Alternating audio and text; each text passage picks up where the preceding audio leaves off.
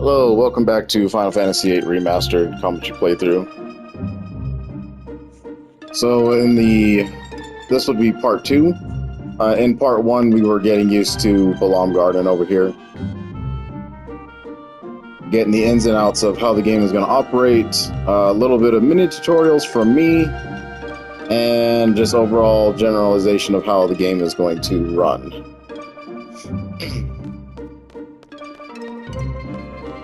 So from here we are to go to the fire cavern, which is in front of us, and we are to go ahead and get the Guardian Force FF8 so that we may pass the seed test,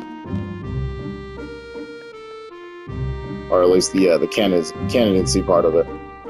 So as I run there, I'll probably run into some battles for the first time, and once that happens, we'll go ahead and explain how battling in the game works.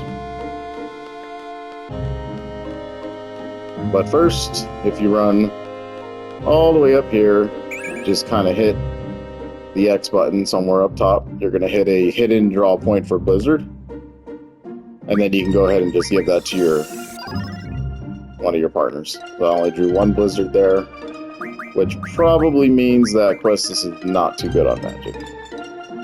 Yeah, she's about the same.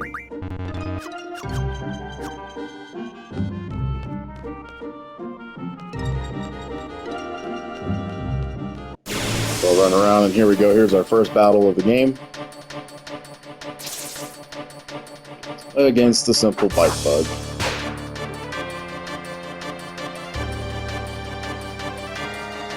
Questus will remind us on how to use Squall's weapon. He is the only one in the game that has a special ability where if you pull the R1, then you're able to, as you connect with the enemy in a slash, if you hit the R1, you'll hit the trigger for his gunblade, and essentially it just makes it a critical hit.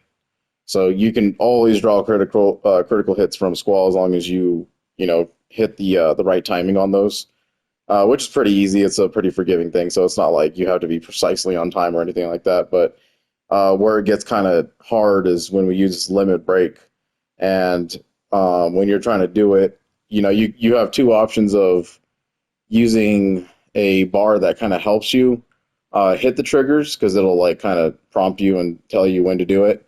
And then there's another way to do it where you just don't have the prompt at all.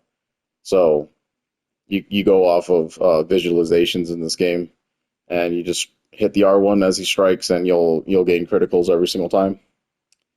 And that's Squall's thing. Questus over there uses a whip. And she's actually her limit break allows her to use blue magic. So we're going to find enemy materials that drop from battle, and some of them actually teach her some abilities. So those will drop pretty naturally as we hit them. There's only one in the entire game that you really have to grind for, and that's her very last limit break. But will I get to that point? And we'll see. But anyway, so battle generalization is just like this. It's you're standing in a line, you go turn by turn, you gotta wait for your ATB bar to fill up, and then once the ATB bar fills up, you'll get a command menu selected from the commands that you chose from your ability slots. And in this case, it was attack, magic, GF, and draw. Generally what you always want to do is kind of check draw first, and you'll get these question marks. So this is telling you that you have no idea what this thing carries, and you have a couple options you can do here. So you can stalk the magic, or you can cast the magic back at the enemy, or if it's a healing or helpful magic, then it'll point at you guys, at your party. So in this instance, I always generally cast the magic on the enemies just to see what it is before I start stalking garbage magic or something like that. That's just kind of how I've always done it. So I will cast this on him, and then I will cast the second.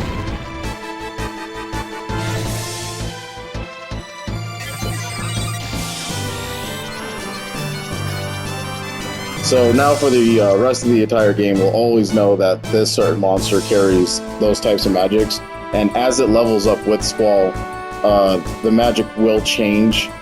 Considering that the Bite Bug is one of the weakest monsters in the game, though, it's not going to be like a tremendous carry over for magics. But in this menu, you can use scan, and you find out their weaknesses, you know, all that kind of stuff. It's just what scan does. And it's a good way to tell, like, what level the enemies are as well, compared to you.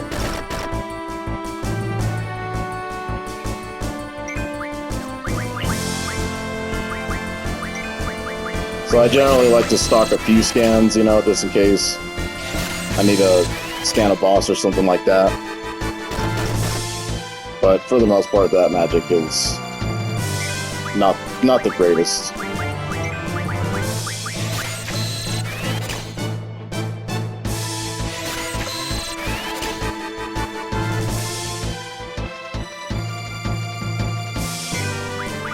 So then we'll go ahead and attack it.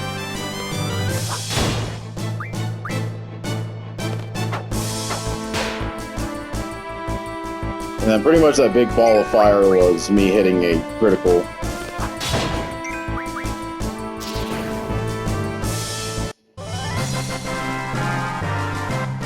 And criticals can be achieved by the other party members, but it's, you know, it's luck based and, you know, weapon hit based, all sorts of numbers kind of fly into that. So there at the end, I kind of clicked through it a little too fast, but it was a message popped up saying that I gained AP. So AP is ability points for the GFs only. So in battle, when you battle a monster, you will gain experience, and you will for your party members, and then you'll gain AP. And AP is dependent on the strength of the monster. So in this case, a weak bite bug is going to give us only 1 AP. Other monsters can go up as, you know, high as 20, 50. You know, boss enemies can reach absurd numbers at times. So you'll never gain experience from boss enemies, but you always will gain high amounts of AP. So just keep that in mind, because you kind of have to, the AP does not roll over onto a new ability, so you kind of want to pre-plan it. If you know that you're going to go up against a boss, they usually drop about 20 in the early game, so you want to use that to your advantage by, you know, cutting into something that is a very high number, like HP junction, vitality junction, maybe card command. Then you just want to reach those AP numbers kind of quickly as quickly as you can, without the need for grinding, I guess. But for me, if I ever come to a point where I absolutely need an ability, then that is something that I will do. Is I will go after a bunch of monsters and just battle, because that's what you're supposed to do. So not too bad of a battle there. Took a little damage, but nothing that's absurd. Again, you can save in the open world in case you make mistakes. And then now we are going to enter the fire cavern. So that was the gist of battle. That's basically how every battle's going to run. You select commands, you go. You want to always check draw. Make sure you always check the draw and see if any monsters have any kind of magic that you might be interested in drawing. She's going to go over how to junction magic, which we've been doing already. So we do not need to do that.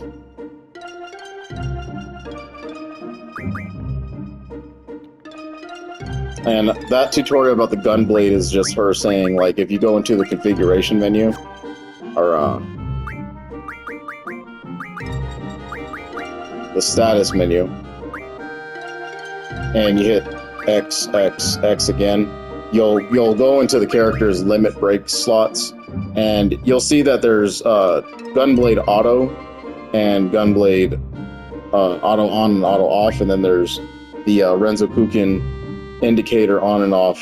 So I always keep the indicator on, just so that I have the ability to see when I need to time these strikes, because sometimes the animation can throw you for a loop, and especially the camera. I always turn this off. If you're struggling with, you know, the indicator and you just don't know how to hit it, then you can go ahead and turn on the auto gunblade, and it'll always hit criticals whenever you're in Renzokuken mode. But I think there are some drawbacks to that, and I think it gives you less of a chance to get your special off. So every gunblade that we end up upgrading for Squall will give us a new special. So the only one we have right now is the base one with Rough Divide. and it's kind of like it's a random move that happens at the end of the cycle. It doesn't trigger every single time, and when you get a bunch of different ones, then he has a chance of doing every single one of them, kind of randomly. And there's like a mini, like I don't know how to say it. Like a chance. There's like a chance system in this game where it's based off of how low of HP you guys have as a party. If you have party members knocked out, you know, and in relation to leveling, you know, how far back level is Squall to the enemy. And there's a whole lot of things that go into when a special might actually go off. But when they do, they're very damaging moves and probably can save you a time or two in battle, especially against some tougher bosses.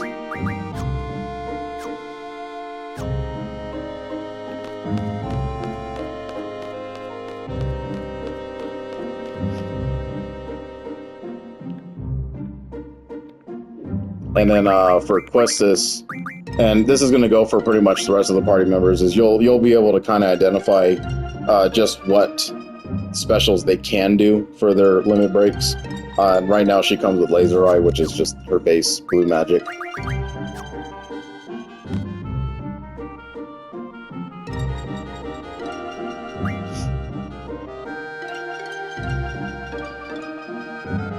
Okay, so when you come up to the Fire Cavern, you're going to be given a mission, a time limit that you can choose. So if you choose the lowest time limit, it'll help in the end for you to gain what's called a seed rank. There's multiple ways that you can manipulate this. So I'm just going to play it just normally. I mean, I'm going to go with the lowest time limit, but then like for the rest of the stuff, you know, it's based off of how many battles you were in, did you run away from anything, how long did it take you to complete the, you know, a mission that's coming up in the future, and all sorts of stuff just happening here. So, you know, there's a ranking system. Ranking system in video games are, you know, just what they are. You have a chance to upgrade your rank, though, a lot later in the game. Like, pretty early, I should say, but a lot later because you have to level up, too. So there's a lot of ways you can play with this. But for this sake, I will play this at the lowest time limit, because it does increase your chances of having a high C rank when you set out for your world mission. So obviously 40, plenty of time. 30, plenty of time. 20 is pretty forgiving. You know, I would say that I don't think I've ever failed anything like this. I failed 10 before a couple times just because, like, things can happen in battle. You know, you get critical or something like that. You go into battle, you're not ready for it. And, you know, I got knocked out, so I was trying to continuously revive my members and, you know, stuff like that. So you just gotta just go with your skill level, whatever you think. There's no wrong answer here. That's why they give you 4 choices. But I'll go with 10. And hopefully not fail it.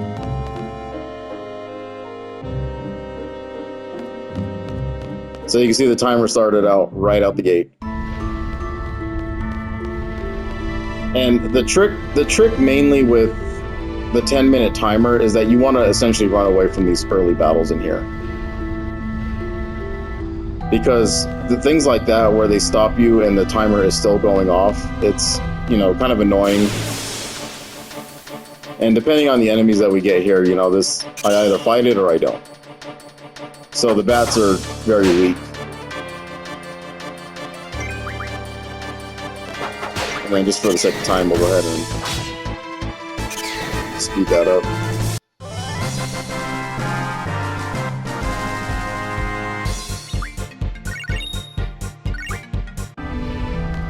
So it is important to note that the timer does not stop when you're inside of here. So you'll see that there's the time limit at the bottom right-hand corner, and it's ticking down 905, 901, 903. So you want to make decisions quick here, and you don't want to get too hung up in the menu.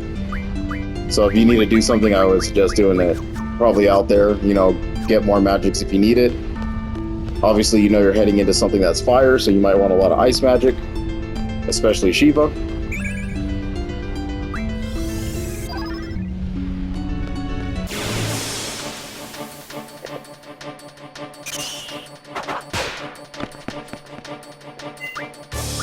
And pretty much she was just saying there to use ice magic against elemental weaknesses.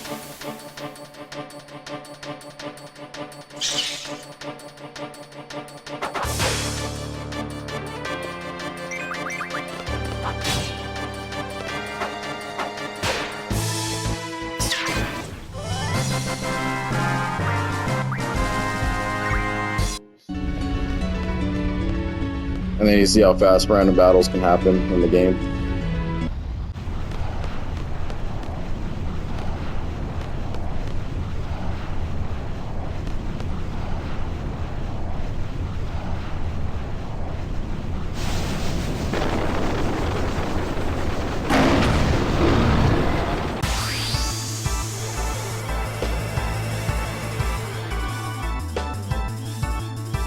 So something that can help you out with the lesser time limit is to probably learn Boost with Shiva.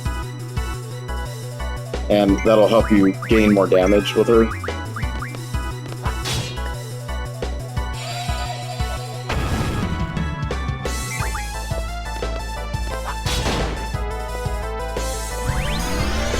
Because her animation does take quite a while, so if you're not trying to boost the damage on her, you know, and you don't hit this guy within a certain time limit, then it's just not going to be good for you.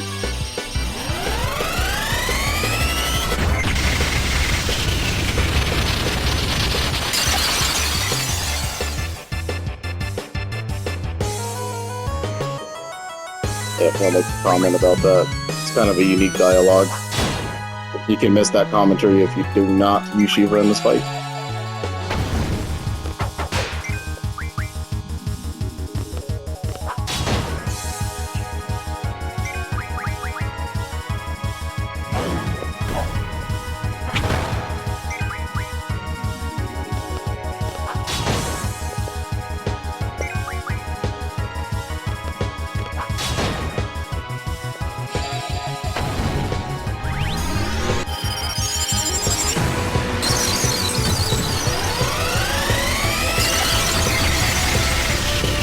Yeah, I'm just so glad that they included this ×3 thing, because it helps out so much. But you see your magics, you got Scan, Cure, Fire. So if you go into the battle without any kind of Cure magic, you can still draw from him and cast it.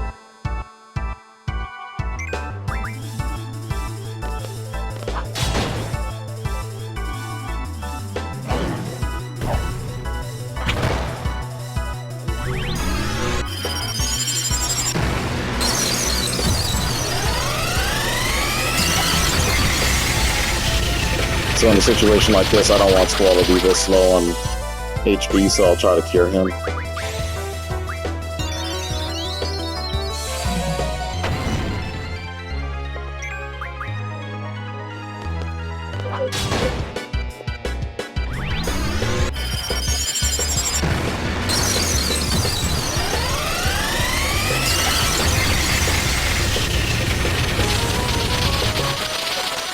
But you can see, even without the boost, it's pretty easy. We made it with more than half the clock still remaining on that.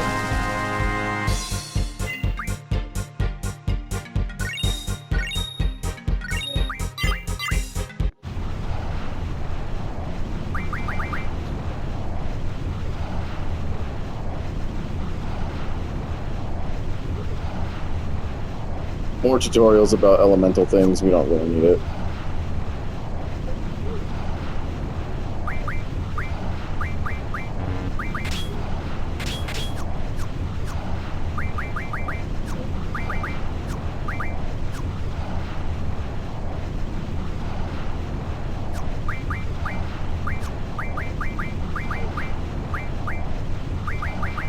So I was saying earlier is that any attack magic will boost strength better, and this is true for any attack magic, so fire, just being the basic fire, can upgrade your strength.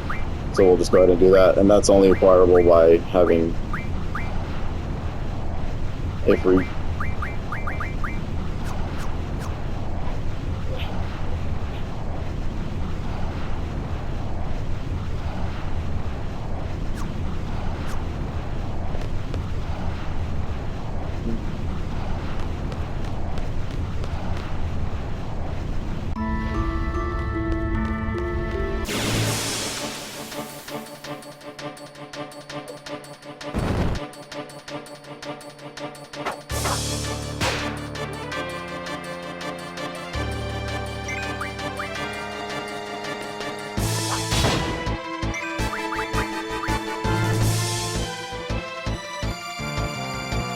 So as she was saying earlier, with elemental monsters like a bomb, you know, he's weak to ice, obviously being a fire monster. Since we learned boost, all you gotta do is just hold down the touch pad, and then you just kind of mash square here.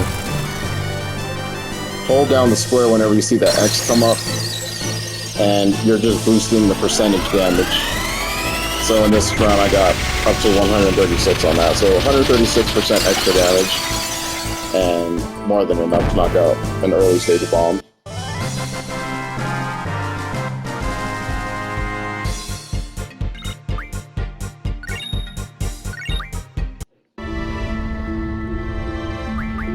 So then after you win battles and you learn abilities with your GF, you always kind of want to go back in here because it'll be randomly selected, and some of the stuff you don't want to learn right now. Like summon magic plus 10% is just like when you summon the GF to fight,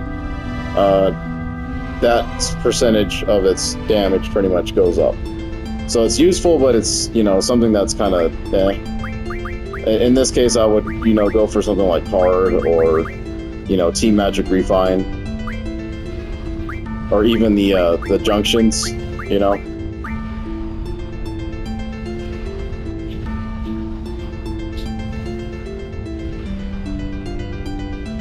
Got it.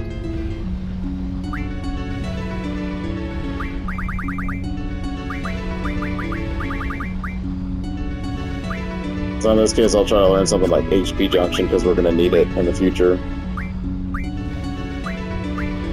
Shiva learning Strength wouldn't be too bad for someone if it already comes with Strength Junction.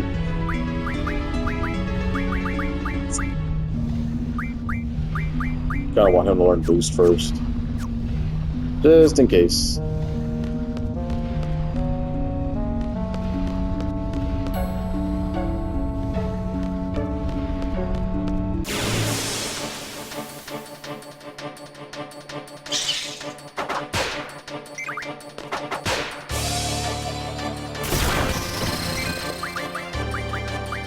And then this guy will always carry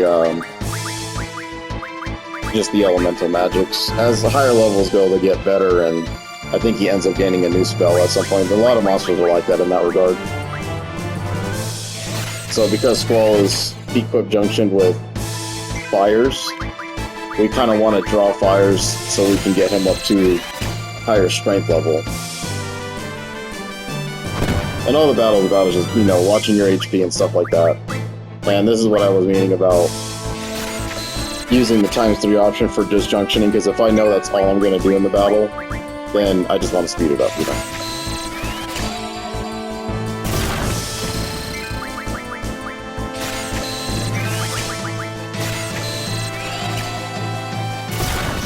So much better than sitting here and waiting for that bar to fill up.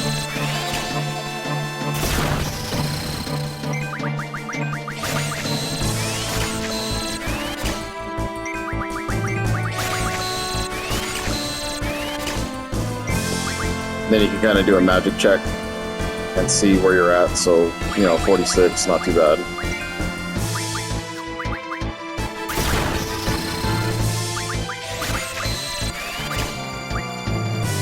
We want just a little more from it. I think that'll do.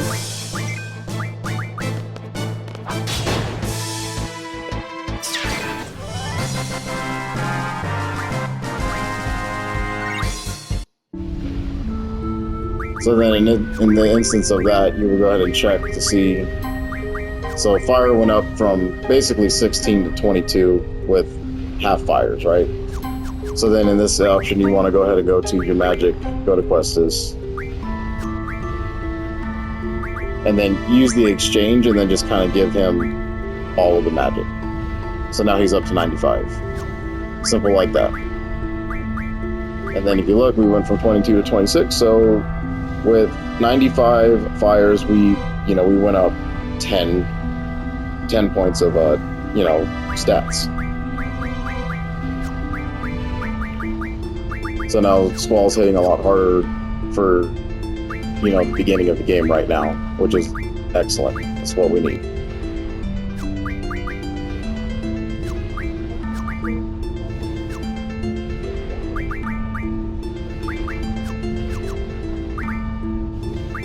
Just kind of check these to make sure. Items I never really mess with. I mean, they're used for refining mostly. Some of these items though give you like bomb fragments, stone with fire element.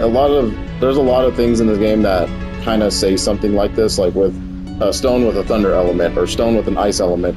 And if you use these items on a character, it'll upgrade your affinity with a certain GF that's related to that element. So if I use this right now on Squall, he will gain a little bit more affinity with Ifrit, and you can tell this by the compatibility. So right now Squall's at the highest with 600, but you know that goes all the way up to 1,000.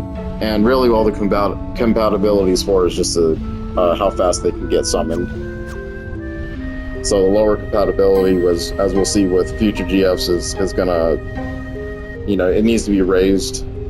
And the only way to do it is just continuously have them on the same character and use them in battle, or use items, and that's essentially how you raise that compatibility level. So for the configuration menu, cursor, you can leave it on initial, and you'll kind of just do what I was doing right there, where it was just bouncing back to the very first like attack command. I always keep it on memory, because if I'm drawing, then you know all I gotta do is just kind of hold X down and let ×3 go, and just kind of draw as much magic as I want, stay alive.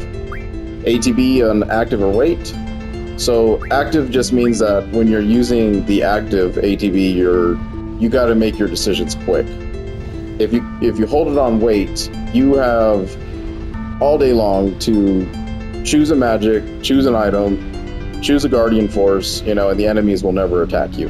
That is not to be said with active. You keep it in active, it kind of turns it into hard mode just a little bit, because you just have to think a little quicker, and you're always going to get hit no matter what.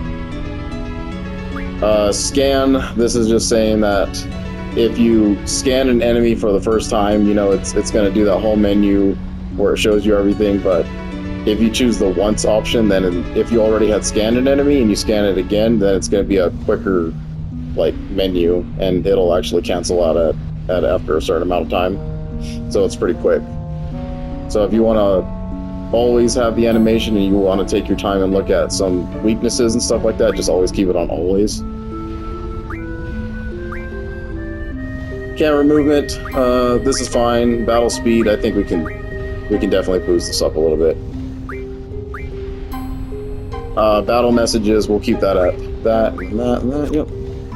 So those are good configurations right there.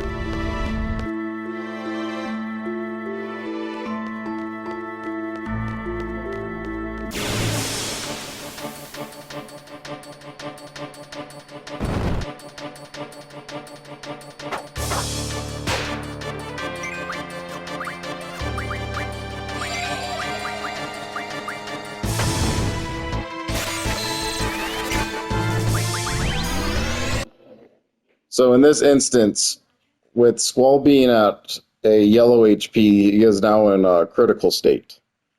So if you spam the triangle button, you actually have a chance to gain their limit break if it doesn't pop up the first time. And I'll attempt to do that.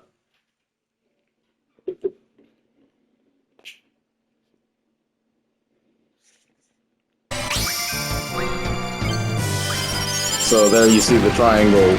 Little arrow that just popped up over that. So if you just hit, you hold right on the D-pad or your thumbstick, then you can command their limit break.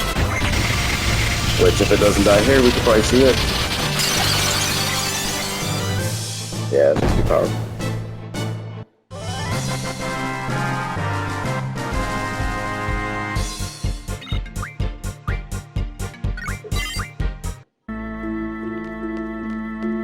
There are some unique ways to draw out the limit break, but the most primary one that you're going to see is when you're in critical HP.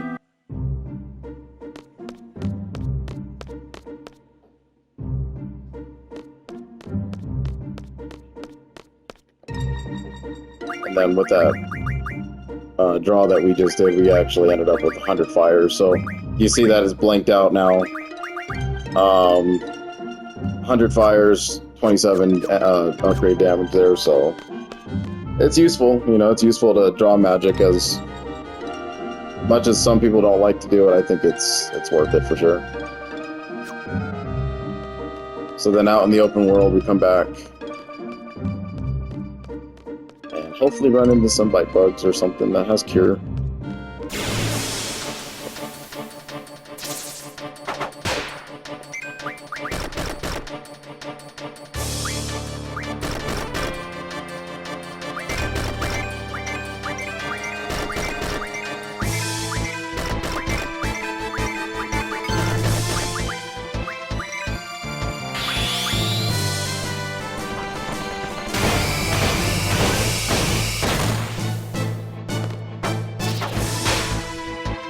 And that was Renzi-Kuken, his limit break. Essentially how it works the whole time.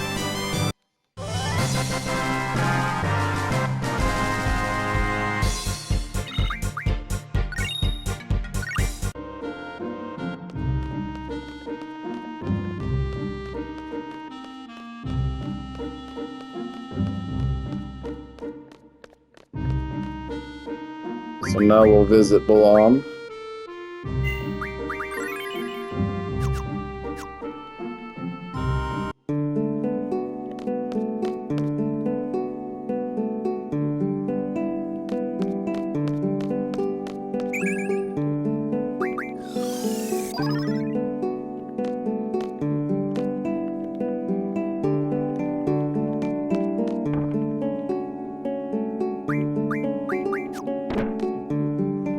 The junk shops are their weapon upgrades.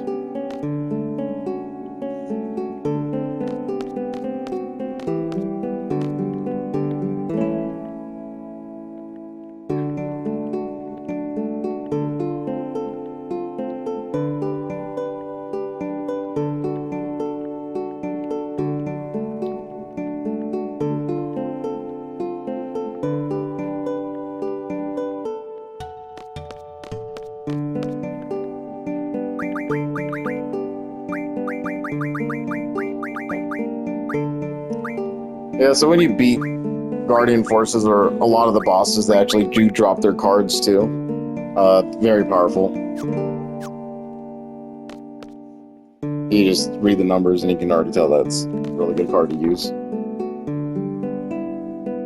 gonna be tough in the early game though, but you know. That's how it goes.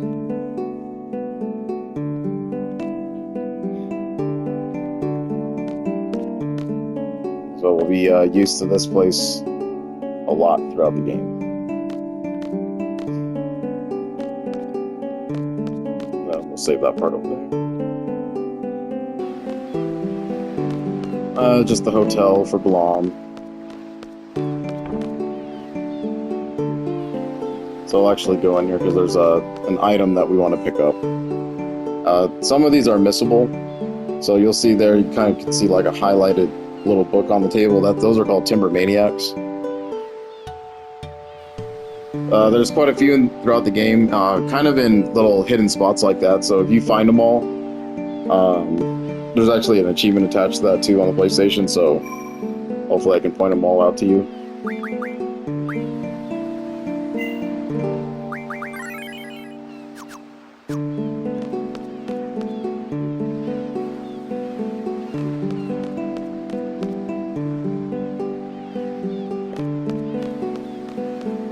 They're just a little fun little fetch quest type thing.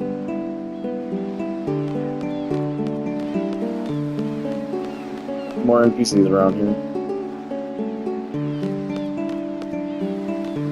Come over here, you can see the drop point at the bottom. You just kind of hit X anywhere above it, and then you draw some cures. Now we can actually use one just to get them up there.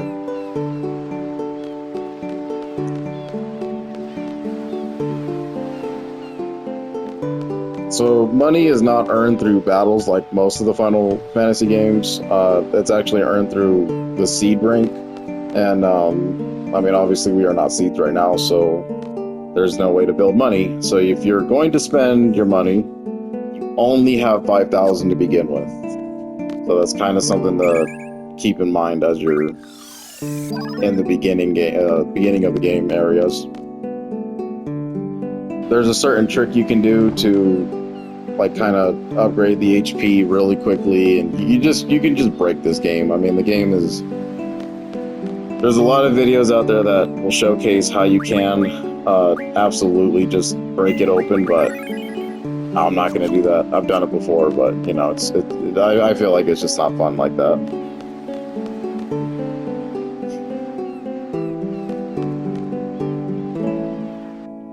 But I do wish I knew about it when I was a kid. So we come over here. There's the shop. Horribly written. Kind of hard to tell what most of these places are. And then you'll see a lot of the items are kind of expensive. That's why I say you really do want to hold on to your money in this game as much as you can. Everything can be obtained from battles. Like, all of this stuff can be obtained from battles. Just like even the ammo, the G potions, the G returners, these things do not. You would have to get these through card refinements or other ways to do it. So those do not drop in battle. And then obviously like tents and remedies, those are very rare. Probably would only be able to buy some of the stuff to actually have it. But potions, high potions, phoenix downs, all of the status ailment cures are usually dropped by enemies all around the world.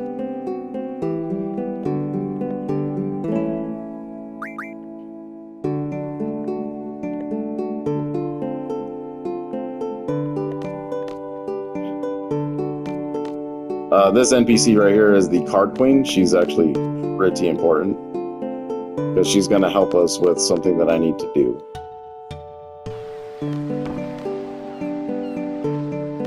Like I said before, I do save quite a lot, so this is where things go kind of wrong right now. Rules for the triple triad here is that if I do end up losing like important cards, I am gonna save scum because I do not want to try to win them back. Just for the sake of this, I don't want to spend like hours upon hours. It's already a tough enough experience to try to get every single card in the game, and I don't need to be losing high value ones at the start because, you know, it's the start, not the easiest of runs. So you hit square. What I'm trying to do here is manipulate her trade rule. I want the trade rule to be all so that it can spread throughout the region. So difference is not that great of a rule. It's actually one of the worst ones. Direct is okay. Direct would just give you the cards that you would win, and that what the NPC would win. So it's not that great either. And that's the rule that we want. We do want trade rule all. So you would want to play against her, and then you kind of have to choose what you might be able to win with here. These cards are obviously very weak, so this could be a struggle.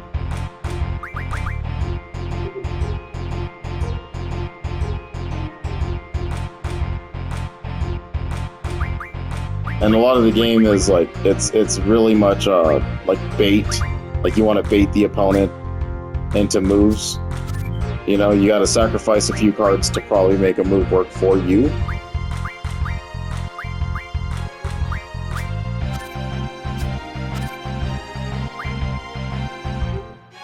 So like in this instance, I know that I would be able to hold down 2 cards, but then I would have to be able to hold the defense as well.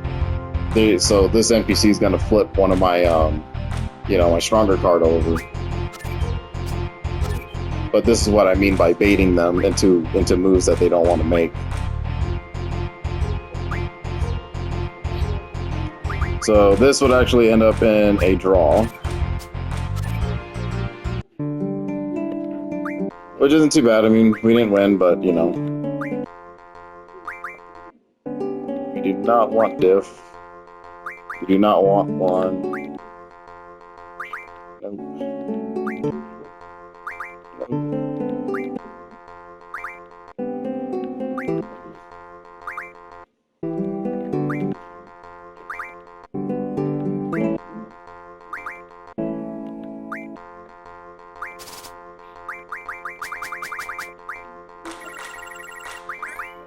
It's just tough because you want to win, but I mean it's just not going to happen every single time, you know.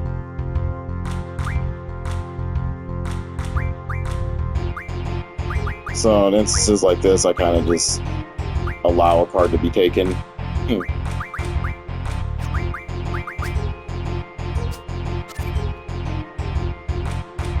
Because I'm just hoping and praying that the NPC is going to play, you know, like a really bad move, or they're just tricked into one. Kind of something like that, honestly.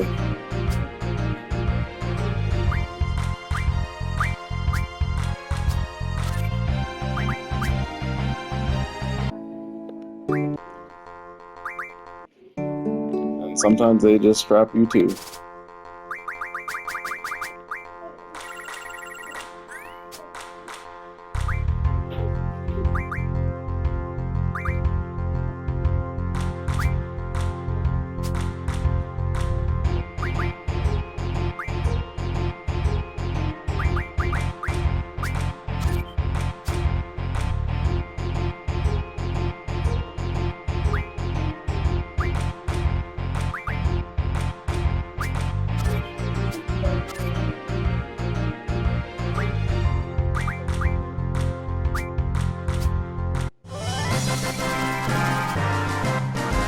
And this is why we want the all roll, so we can end up gaining every single card from the losing player's hand. Usually there's going to be a message that pops up that states that a rule was spread throughout the region, but for that early trick, it should guarantee you the all trade rule for at least the majority of the beginning of the game. Once we end up going to different regions and different cities, then the rules are going to change, and I'm going to have to play with whatever their town rules are. And essentially makes it a little bit more difficult to try to manipulate. But in the early game, that's how you can get the all rule, which is what you want.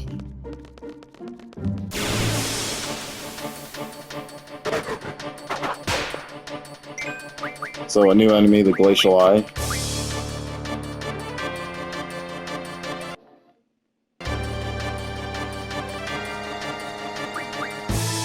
I think we should stock up on some cures too. So we'll just go ahead and spend some time doing that.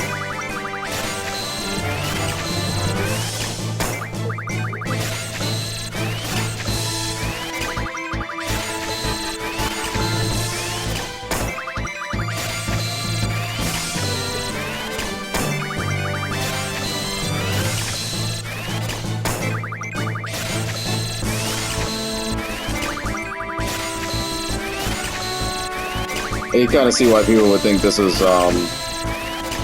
kind of tedious.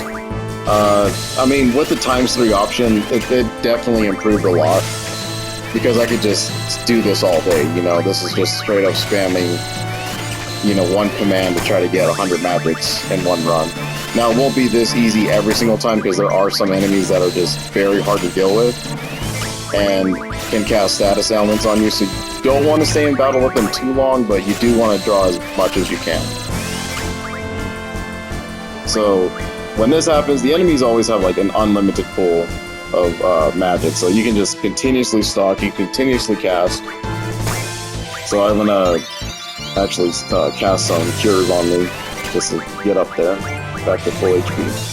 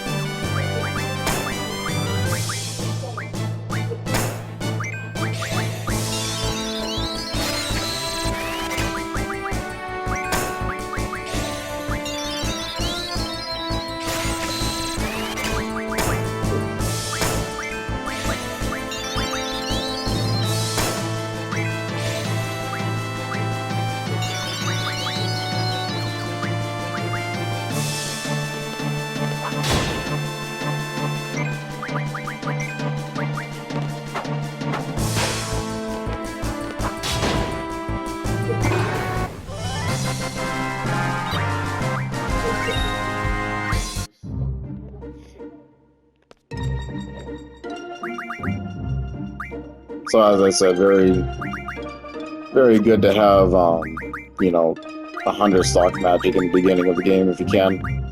So you see Spirit would go up to from 6 to 21. I mean, now she can just tank early level magics, you know. With Cure and his magic stat, you know, as you can see it, if you take from fire, you know, you'll lose all of your strength there, but you will upgrade your magic. So you just kind of want to play with it. You know, there's no right or wrong way to do this. You can turn him into a magic caster. It's up to you. But for this sake, I'm just going to keep him as, you know, what he is. He's a blade character. He's a strength character. He's a knight. So we're going to do that.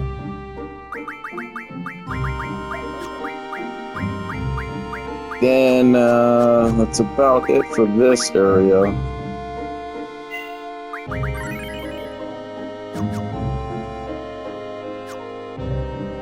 We can go into the forest and kind of check out some new enemies in here. Most of them will be kind of the same, but we have a caterpillar enemy that can drop spiderweb that'll allow Questus to learn the sound wave ability. And it actually does have some pretty good magics too.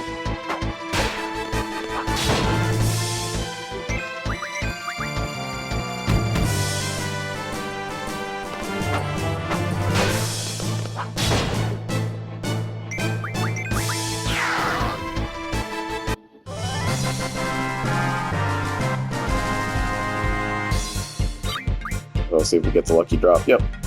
Ultra Waves. So with items like this, I explained earlier, some of them drop from enemies that allow Questus to learn more blue magics, and in this case this will be Ultra Waves for her. Then if you go into her status, you will now see what it can do. So brief description, you know, damages one enemy, damages all enemies. So obviously better than just the one. Does a little bit less damage in Laser Eye, but Ultra Waves also comes with like some kind of status element too. I think if it actually hits it, it can berserk.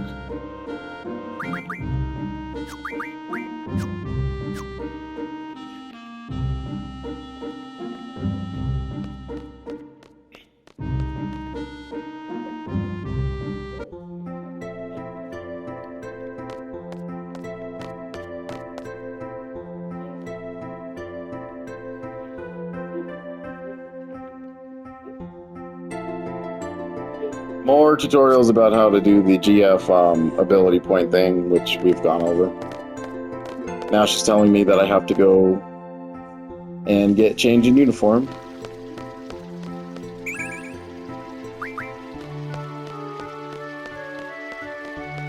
So you see I can't draw anymore because I'm already 100, so, you know, it'll let you know. It'll be grayed out when you can't draw it.